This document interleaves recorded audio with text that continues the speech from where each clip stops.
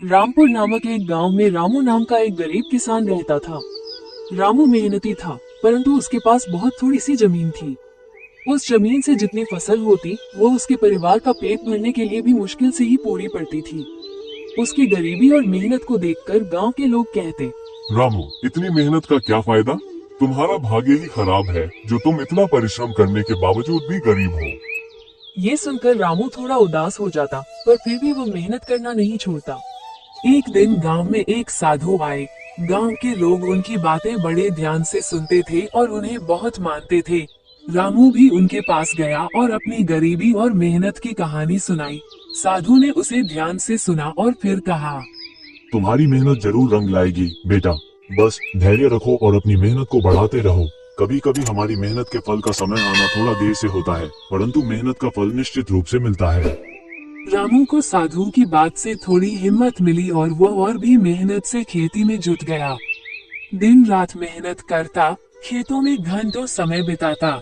समय बीतता गया, लेकिन रामू की स्थिति में कोई खास बदलाव नहीं आया।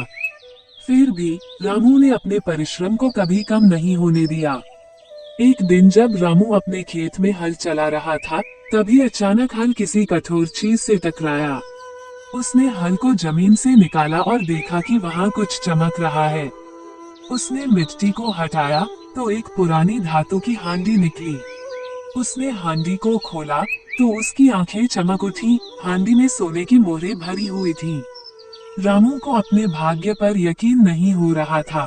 उसने साधु बाबा की बात को याद किया कि मेहनत का फल अवश्य मिलता है। रामू ने उन सोने की मोहरों से थोड़ी जमीन और खरीदी और बेहतर बीज और साधन जुटाए।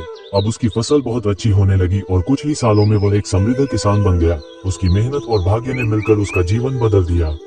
इस घटना के बाद गांव के लोग भी उसकी तारीफ करने लगे और कहने लगे, देखो, मेहनत का फल मिलता ही है, बस धैर्य रखना जरूरी है।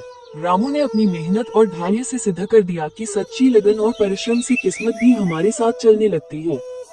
अगर आप सारे लोग इसी तरह का वीडियो देखना चाहते हैं तो मेरा चैनल को सब्सक्राइब और शेयर करना ना भूलें।